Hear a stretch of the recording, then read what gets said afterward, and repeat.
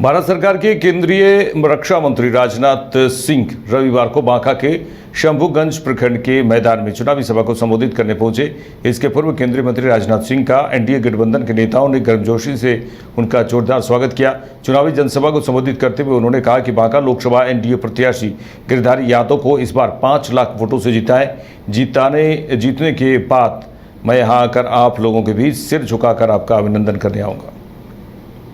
Jail में रहे हो, कभी जेल में हो, कभी बेल में हो। जो जेल में हो, बेल में हो, वो गिरफ्तार करेंगे, अपने को बचाने की वो कोशिश करेंगे। बहनों भाइयों, सारी जिंदगी जिसने देश के लिए खपा दी है, परिवार जिसने नहीं बचाया, बूढ़ी मां की आजीवन सेवा करते रहे, तब 92-98 की उम्र हो गई थी, तब तक उस व्यक्ति को आप उठाकर जेल में देंगे, वो किसके लिए कमाएगा? वो व्यक्ति कैसे आप भ्रष्टाचार का आरोप उसके ऊपर लगा सकते हैं? जो मन में आता है वो। रोहिणी आचार्य ने मैनिफेस्टो को लेकर तंज कसते हुए कहा कि तेजस्वी यादव ने रोजगार क्रांति ला दिया। उसके डर के मारे पहले जो वादा बिहार की जनता के सामने किया, पहले उसका जवाब देना चाहिए, फिर नया मैनिफेस्टो लाना चाहिए। वहीं राजनाथ सिंह को लेकर रोहिणी आचार्य ने कहा कि सारे मेरे बुजुर्ग हैं, इनको जो बोलना है बोलने दीजिए, हम लोगों को सिर्फ उनसे आशीर्वाद चाहिए। नौकरी अभी तो होड़ लगा हुआ है ना क्रेडिट लेने का। हाँ, जो तेजस्वी ने रोजगार क्रांति ला दिया, उसके डर के मारे अब ये लोग पहले जो अपना वादा जो बिहार की जनता के सामने किए थे, क्यों नहीं दिए, उसका जवाब देना चाहिए, फिर नया अपना मैनिफेस्टो लाना चाहिए। राजनाथ सिंह ने आज आपके परिवार पर जमकर हमला किया जमुई में, क्या कहेंगे इस पे? तो बोले ना, ये लोग सारे मेरे बुजुर्ग लोग हैं, इनको जो बोलना है बोलने दीजिए, हम लोग तो बस खाली इनसे आशीर्वाद चाहिए कि बेटी को बीजेपी के द्वारा जारी किए गए मैनिफेस्टो पर सवाल खड़े करने और 17 महीने में जो नौकरियां बांटी गई हैं उसके क्रेडिट लेने के सवाल पर रोहिणी आचार्य के बयान पर चिराग पासवान ने कहा कि क्रेडिट लेने की होड़ मची है, लेकिन सबसे ज्यादा क्रेडिट कौन ले रहा है यह वह जानती हैं। उन्होंने क्या कुछ कहा, आइए सुनते हैं। इनमें से कौन बनने जा रहा है भैया प्रधानमंत्री? क्या इनकी पार्टी राष्ट्रीय स्तर की पार्टी है? कितने विधायक हैं इन लोग के देश भर में? क्या कितने सांसद हैं इन लोग के देश भर में? तो जिस तरीके से ये लोग भारत के संघीय ढांचे पर ही विश्वास नहीं रखते, हर पार्टी अपना अलग मैनिफेस्टो लेकर आ रही है, कोई साझा न्यूनतम कार्यक्रम का इन लोगों ने जिक्र नहीं किया। कांग्रेस अलग लेकर आ रही है तो राजद अलग लेकर आ रही है, और 1 करोड़ की बात कर रहे हैं। कैसे जनरेट करेंगे ये लोग रोजगार, कैसे रेवेन्यू जनरेट करेंगे, कैसे जॉब अपॉर्चुनिटीज क्रिएट करेंगे, इसका जिक्र भी कहीं पे नहीं किया गया। तो भाई बोलने में क्या जाता? आप 1 करोड़ लोगों, आप 140 करोड़ की आबादी में 150 करोड़ लोगों को नौकरी दे दीजिए, बोलने में क्या जाता?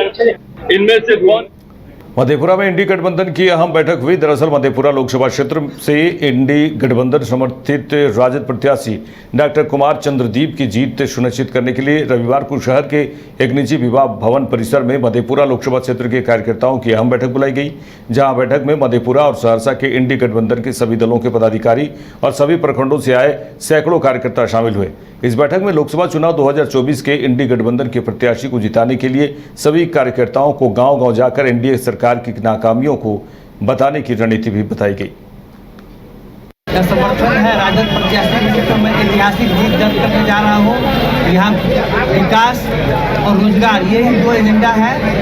हमारे माननीय नेता प्रतिपक्ष बिहार के 13 करोड़ जनता के महानायक श्री तेजस्वी प्रसाद यादव जी का 17 साल बना 17 महीने की जो उपलब्धि है, उस उपलब्धि के बहुत बड़ा श्रेय हमारे बगल में आदरणीय प्रोफेसर चंद्रशेखर जी बैठे हैं, पूर्व शिक्षा मंत्री और मध्य प्रदेश के विधायक। चुनौतियां स्वीकार करना राष्ट्रीय जनता दल और महागठबंधन का दस्तूर रहा है।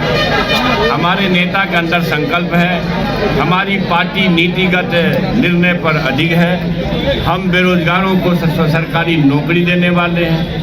हम महिलाओं को जो आदि आबादी ये नारी शक्ति जो मातृशक्ति है, वो कमजोर गरीब महिलाओं को 1 लाख रुपया प्रति वर्ष उनको अनुदान के रूप में देने वाले हैं।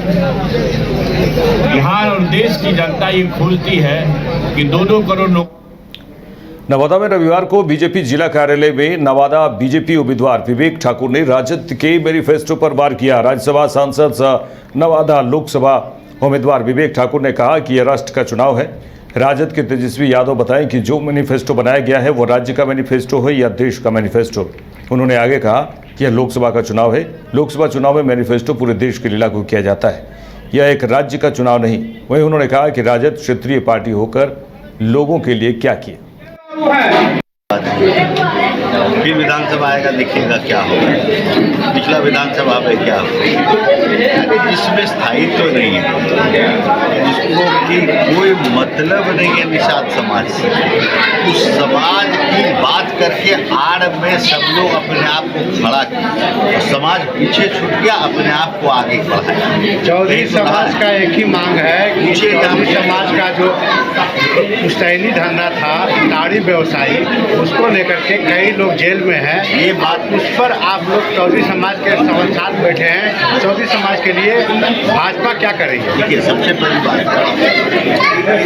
इस पर बहुत विस्तार से समाज में मेरी इस पर चर्चा है।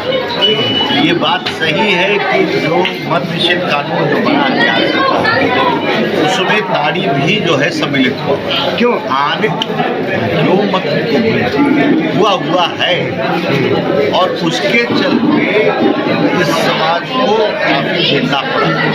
लेकिन आने वाले समय में मैं आपको आश्वस्त करता हूँ कि कुछ अध्ययन चल रहा है, कुछ दिनों पहले भी बैठक में हमने कहा है कि उसका फल और गुणवत्ता, इसका फूड का लैब रिपोर्ट जो है वो हमारी नेत्री में है, उनको अधिकृत किया गया है कि उसको जो है वो लैब रिपोर्ट को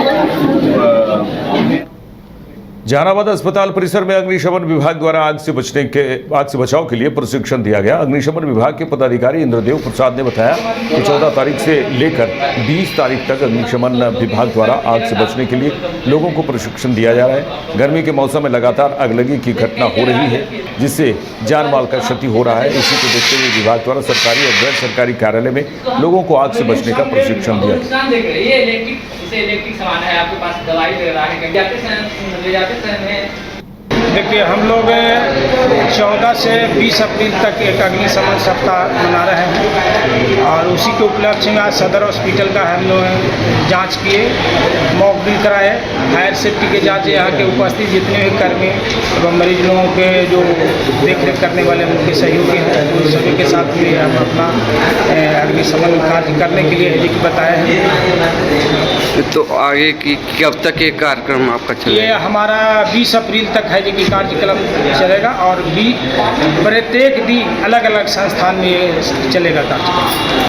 देखिए, हम लोग 14 से 20 अप्रैल तक एक अग्निशमन सप्ताह मना रहे हैं और उसी के उपलक्ष्य में आज सदर हॉस्पिटल का हम लोग जांच किए, मॉक ड्रिल कराए, फायर सेफ्टी के जांच, यहाँ के उपस्थित एलीट इंस्टीट्यूट। अगर आपके अंदर चाह है तो एलीट आपकी राह है। IIT हो या मेडिकल, आप चाहते हैं अपने आप को उत्कृष्ट दिखाना, आप चाहते हैं खुद को एक IITian के रूप में दिखना या मेडिकल के क्षेत्र में आगे बढ़ना, तो एलीट आपके लिए एक बहुत बड़ी ताकत के साथ आपके सामने है। आइए, खुलिए, बढ़िए, पहुंचिए। Elite institute.